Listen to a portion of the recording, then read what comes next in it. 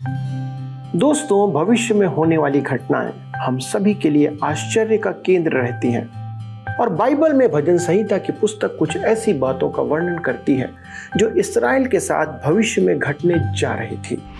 राजा दाऊद ने इन बातों को जाना और अपने भजनों में उसका उल्लेख किया और हमारा यह अध्ययन इस बात को प्रकट करता है। इसे अधिक जानने के लिए कृपया हमारे साथ आप इस अध्ययन में शामिल हो जाएं और जानें कि वो कौन सी भेद की बातें हैं।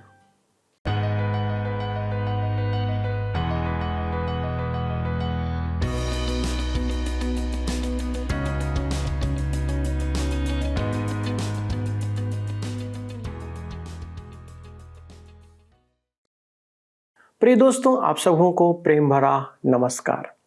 सत्यवचन कार्यक्रम के सिलसिलेवार अध्ययन माला में आप सबका हार्दिक अभिनंदन है। मेरा विश्वास है ये अध्ययन आप सबके लिए परमेश्वर की बातों को समझने में मददगार साबित हो रहा है। हम चाहते हैं कि यदि आप आशीषित हुए हैं तो हमारे साथ अवश्य इस बात को साझा करें, बताएं कि आपके जीवन के लिए हम परमेश्वर को धन्यवाद दे सकें कि परमेश्वर ने आपको कैसे आशीषित किया है, और आप अपने मित्रों को भी इस कार्यक्रम में शामिल होने के लिए प्रोत्साहित करें दोस्तों, ताकि वे भी आपकी इन आशीषों को प्राप्त करने पाए। दोस्तों, इन दिनों हम भजन संहिता की पुस्तक से अध्ययन कर रहे हैं। ये परमेश्वर के वचन को कविता के माध्यम से हम तक प्रकट करता है। इसने सदियों से मानव समाज को सांत्वना प्रदान किया है। इसकी सच्चाई आज भी हम सबों के लिए शांतिदायक है।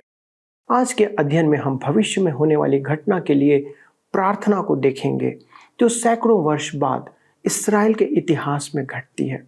छुटकारे के जय जयकार को देखेंगे और मसीह के सिंहासन पर विराजने की भविष्यवाणी को भी देखने पाएंगे। ये सारी बातें प्रकट करती हैं कि बाइबल परमेश्वर का वचन है, ना कि लिखने वाले के अपने विचार। इसलिए यह आशीष का सोता है, क्योंकि परमेश्वर ही आशीष का स्रोत है। आइए हम उक्त बातों को ध्यान से सुने और समझें। मित्रों, आइए आज हम अपने अध्ययन में आगे बढ़ें और भजन 74 से अपने अध्ययन को आरंभ करें, जिसका विषय है बैरी द्वारा मंदिर अशुद्ध करने पर मुक्ति की पुकार।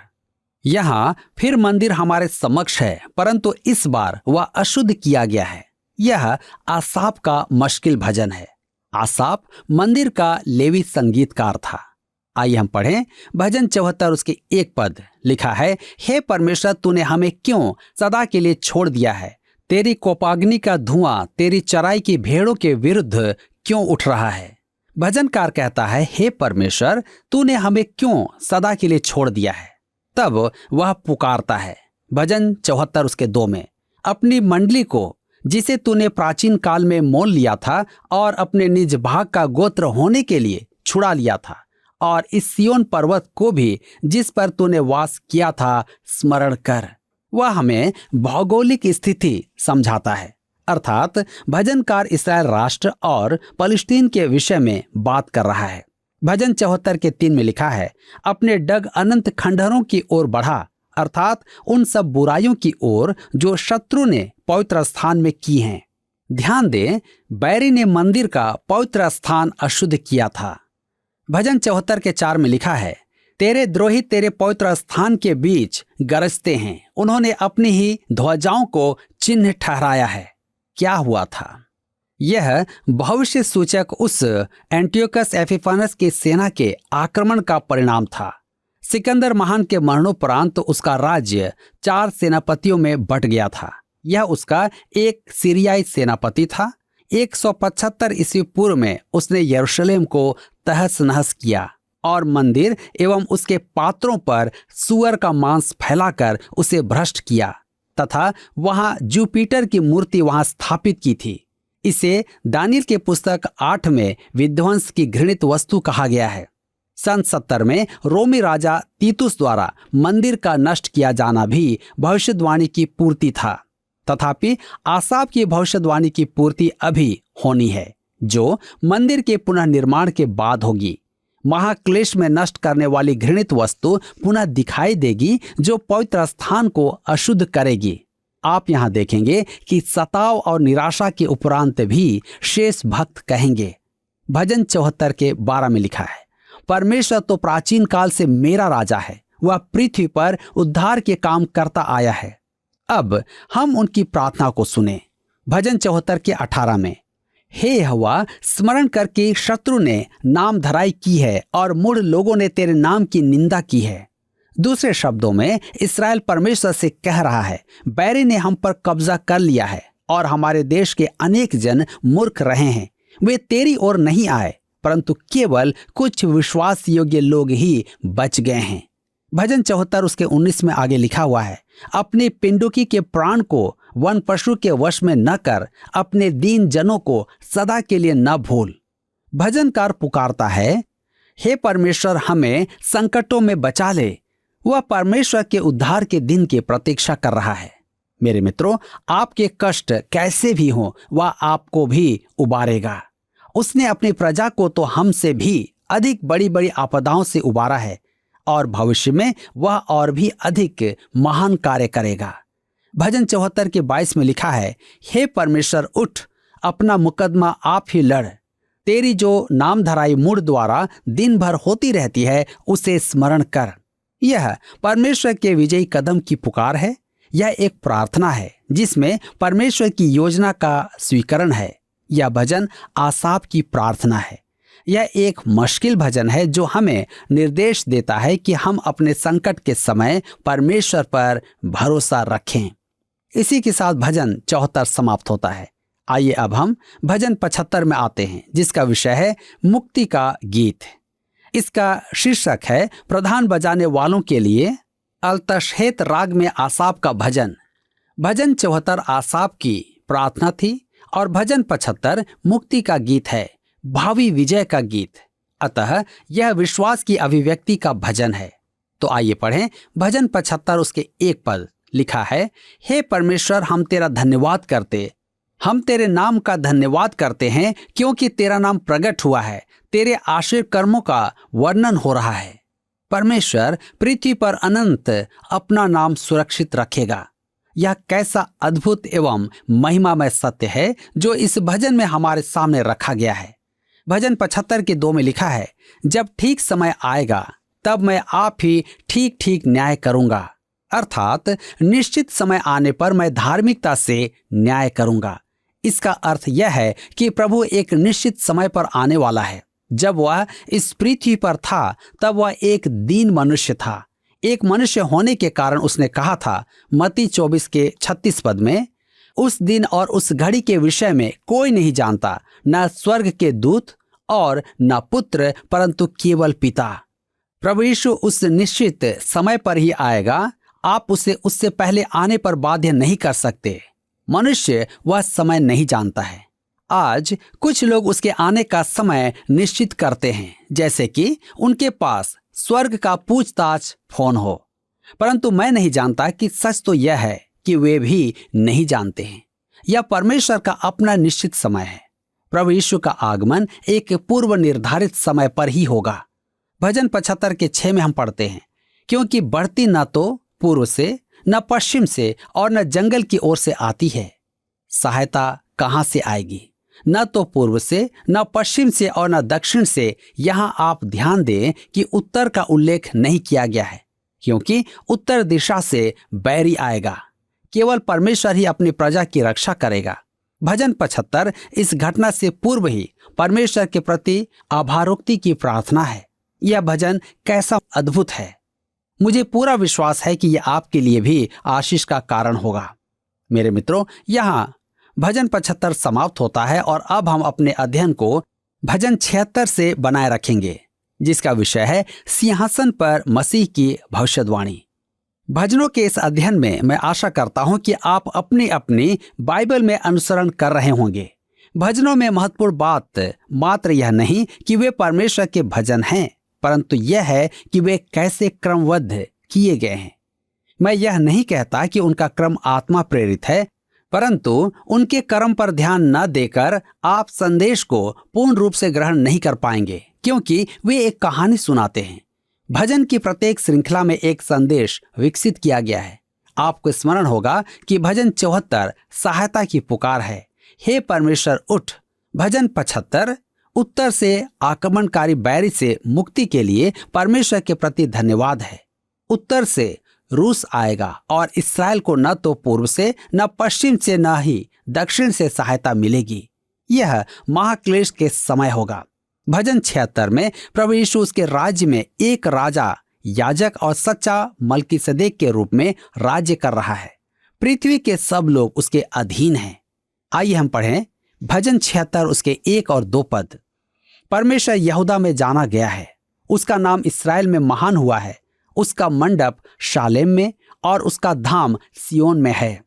मेरे प्रियो, जैसा कि मैं समय समय पर करता हूं, डॉक्टर गबलिन का अनुवाद इस प्रकार है। परमेश्वर यहूदा में जाना जाता है, इस्राएल में उसका नाम महान है, शालेम में उसका मिलाप वाला मंडप है और उसका निवास स्थान सियोन में है। शालेम यरूशलेम का पुराना नाम है, जिसका अर्थ है शांति का निवास स्थान।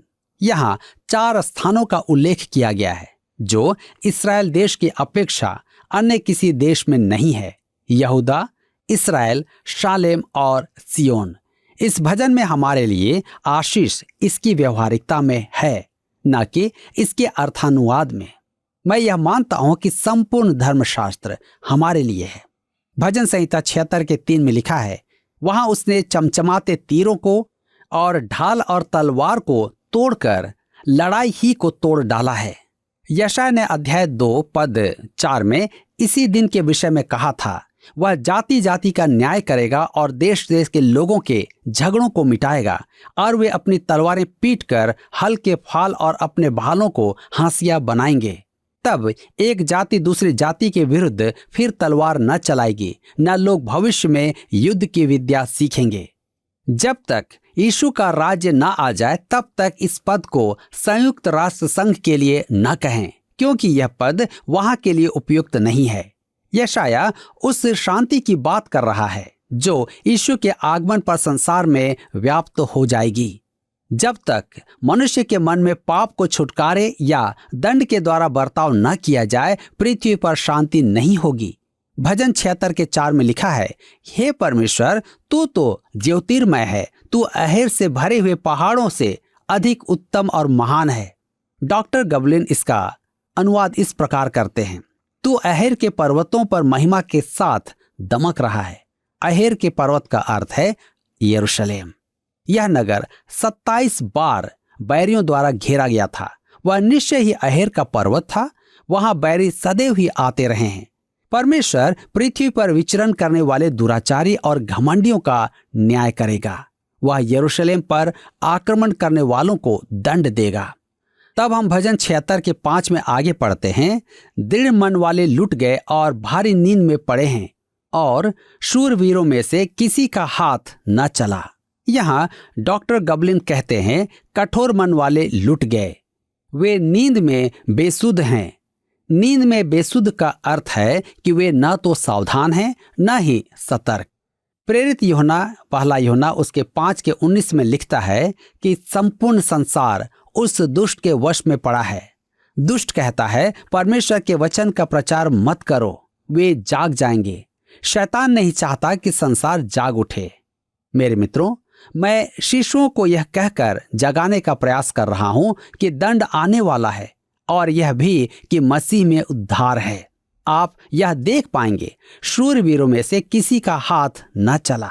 वह उन मिद्यानियों के समान है जो गिदोन की मशालें और तुरही का शब्द सुनकर नींद से जागे और आक्रमण के भय से चिल्ला चिल्ला कर तितर बितर हो भाग गए। देखिए, न्यायों की पुस्तक 7 अध्याय उसके 21 पद में लिखा है, तब वे छावनी के चारों ओर अपने अपने स्थान पर खड़े रहे और सब सेना के लोग दौड़ने लगे, और उन्होंने चिल्ला चिल्ला कर उन्हें भगा दिया। भजन 76 उसके 6 में आगे लिखा है, हे याकूब के परमेश्वर, तेरी घुड़की से रथों समेत घोड़े भारी नींद में पड़े हैं।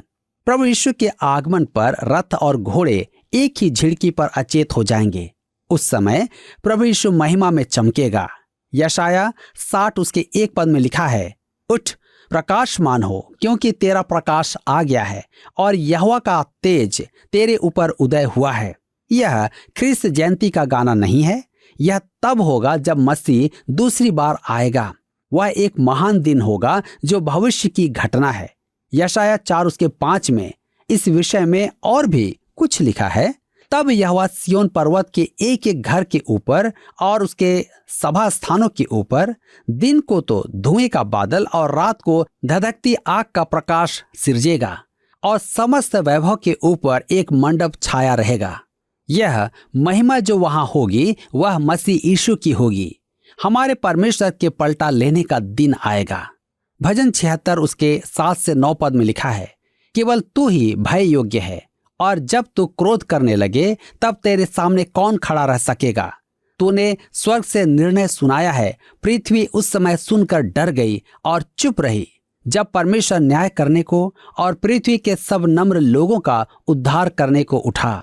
मेरे मित्रों, इन पदों का अनुवाद इस प्रकार भी हो सकता है, केवल तेरा ही भय माना जाए और तेरे क्रोध के सामने कौन आ सकता है। तूने स्वर्ग से न्याय की गर्जन की है कि पृथ्वी के सब दीन जनों को बचाए।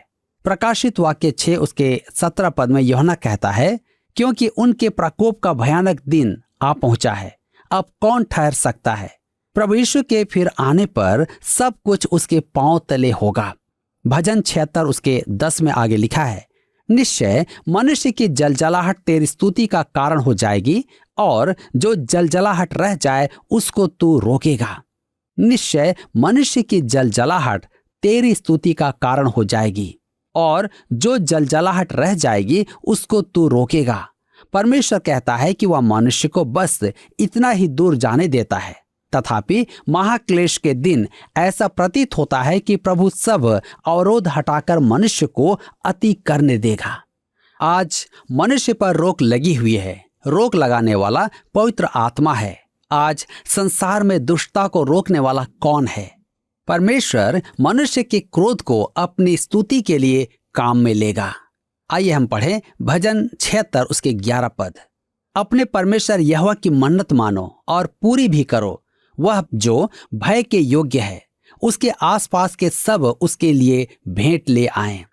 परमेश्वर और उसके अभिषिक्त के विरुद्ध दुष्ट का प्रकोप रोक दिया जाएगा। और भजन 110 उसके 3 में वह कहता है, अर्थात वे मन्नत मानकर पूरी करते हैं, अन्य जातियां उसके अधीन समर्पण करेंगी। भजन 72 उसके 10 और 11 में लिखा है, तर्शीश और द्वीप द्वीप के राजा भेंट ले आएंगे, शेबा और सबा दोनों के राजा द्रव्य पहुंचाएंगे। सब राजा उसको दंडवत करेंगे, जाति जाति के लोग उसके अधीन हो जाएंगे। तर्शीश और द्वीप द्वीप के राजा भेंट ले आएंगे, शेबा और सबा दोनों के राजा उपहार पहुंचाएंगे। मेरे प्रियो, वह कैसा महान दिन होगा। यह एक महान भजन है जो हम सब के लिए आशीषमय है। अब हम भजन 77 में पहुंचते हैं, जिसका विषय है परमेश्वर की दया और भलाई के विषय उलझन। इसका शीर्षक है प्रधान बजाने वाले के लिए यदुतून की राग पर आसाप का भजन। आपको स्मरण होगा कि यदुतून प्रधान संगीतकार था। आसाप ने यह भजन उसके लिए लिखा कि वह उसे बजाए या गाए। यह भजन उस युग के मनुष्य के उलझन के कारण आत्मनिरीक्षण का समय प्रकट करता है। विश्वास की अपनी समस्या है, परंतु समाधान विश्वास ही से है। इसका उत्तर फिर पवित्र स्थान में ही मिलेगा। इतिहास से स्पष्ट होता है कि परमेश्वर भूलता नहीं। तो आइए पढ़ें भजन 77 उसके 1 और 2।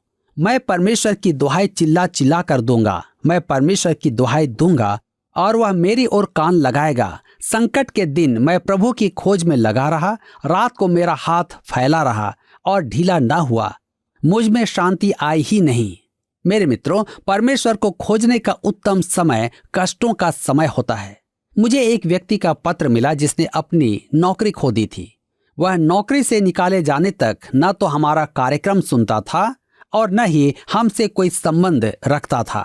यही वह समय था जब उसने प्रभु यीशु को अपना उद्धारकर्ता ग्रहण किया। संकटों में प्रभु को पुकारना अच्छा है। वह मेरी ओर कान लगाएगा।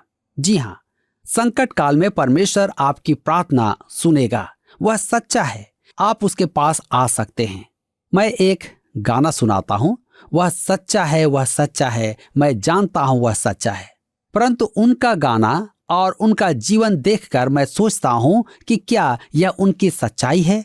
मेरे प्रियो, सच है इसलिए नहीं कि मैं कहता हूं या वचन में लिखा है, परंतु इसलिए कि आप अनुभव से इसका बोध पाएं।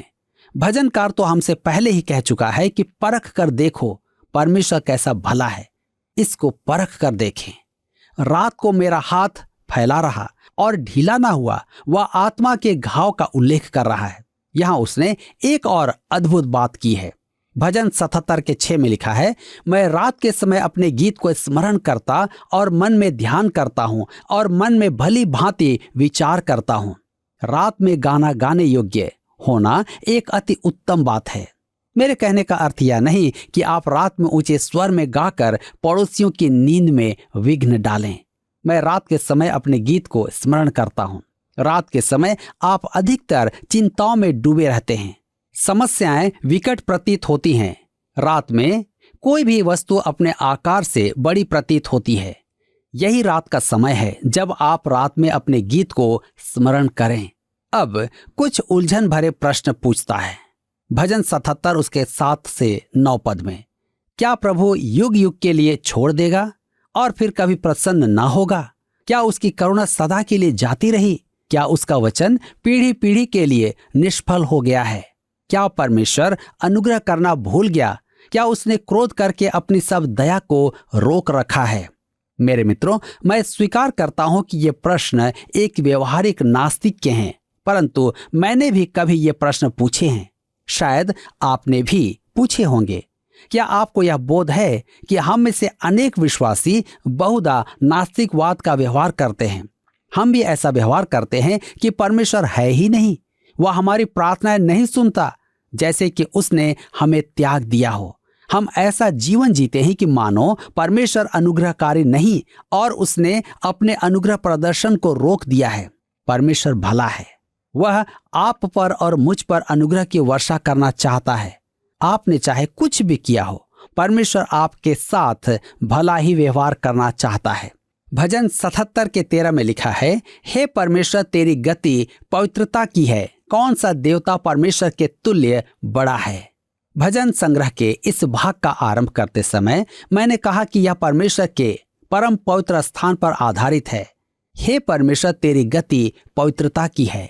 यह हमें स्मरण कराता रहेगा कि हम एक दूसरे के साथ इकट्ठा होना न छोड़े, जैसे कि कितनों की रीति है। इसे हम इब्रानियों 10 उसके 28 पद में देखते हैं। जबकि मूसा की व्यवस्था का न मानने वाला 2 या 3 जनों की गवाही पर बिना दया के मार डाला जाता है। हमें परमेश्वर के भक्तों के साथ सहभागिता बनाए रखना चाहिए। परमेश्वर नहीं चाहता कि हम एक कोने में अकेले बैठकर परमेश्वर के वचन का आनंद लें। हमें सब विश्वासियों के साथ वचन बांटना है, जिससे कि हम एक साथ उन्नति करें। मैं आडंबरी भक्तों में विश्वास नहीं करता। परमेश्वर आपको भाइयों और बहनों से आगे निकलने नहीं देगा। हम परमेश्वर के परिवार में हैं और हमें एक दूसरे के साथ वचन और आशीष बांटना है। यदि आपको अपने प्रश्नों के उत्तर चाहिए तो परमेश्वर के भक्तों के साथ आपकी संगति आवश्यक है। मेरे मित्रों, मुझे एक दिन किसी विश्वासी माता का पत्र मिला। उसमें लिखा था, परमेश्वर ने मुझे और मेरे पति को 5 अद्भुत बच्चे दिए हैं कि उन्हें उसके मार्गों में लेकर चलें। 17 महीने के शिशु को छोड़ अन्य सब बच्चों ने उद्धार पा लिया है। हमें बाइबल की शिक्षा देने वाली कलीसिया के सदस्य होने का सौभाग्य प्राप्त है।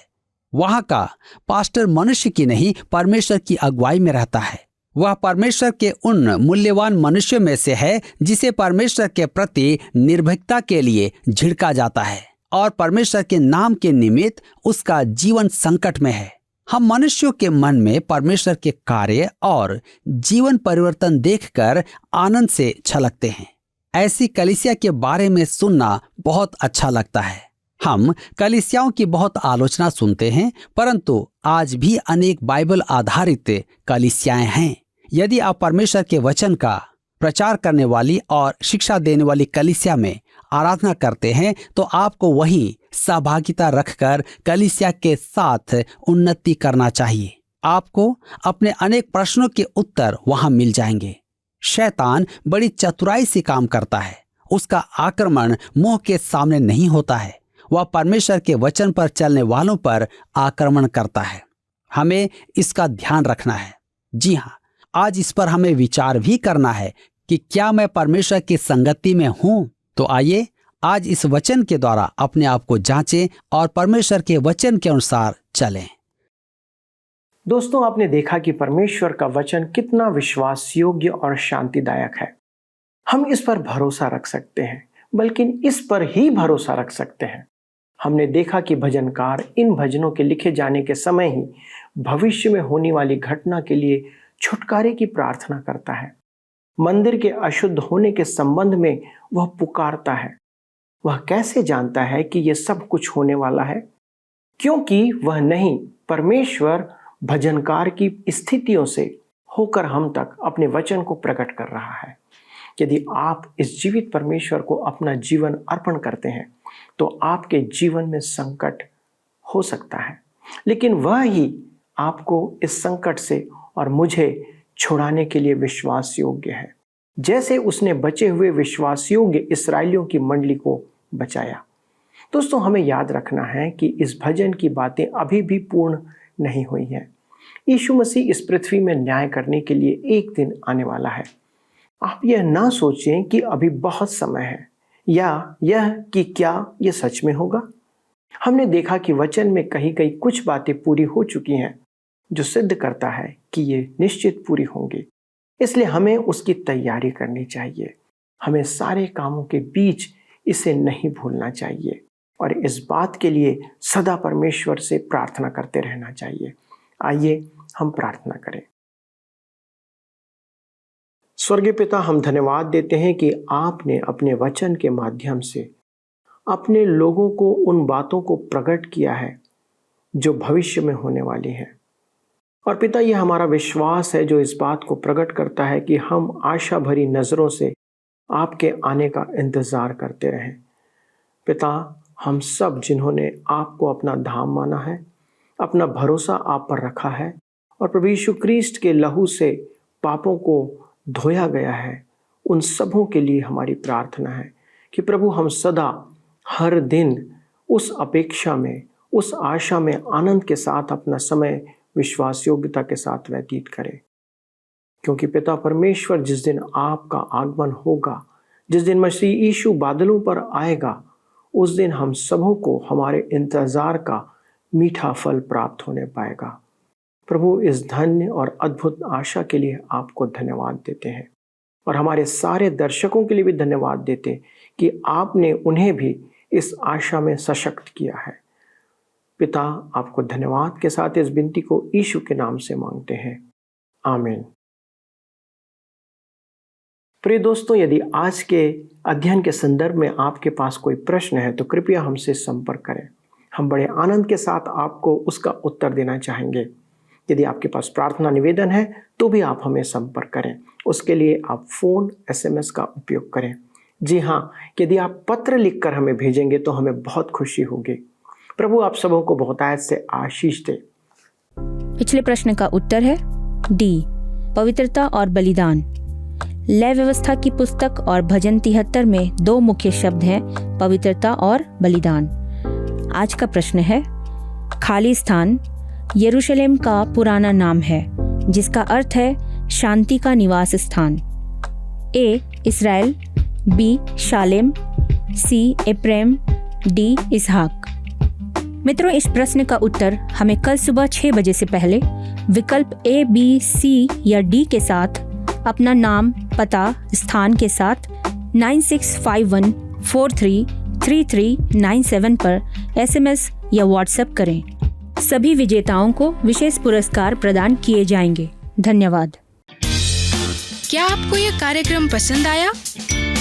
अभी हमें एक मिस कॉल करें और आप अगले विजेता हो सकते हैं।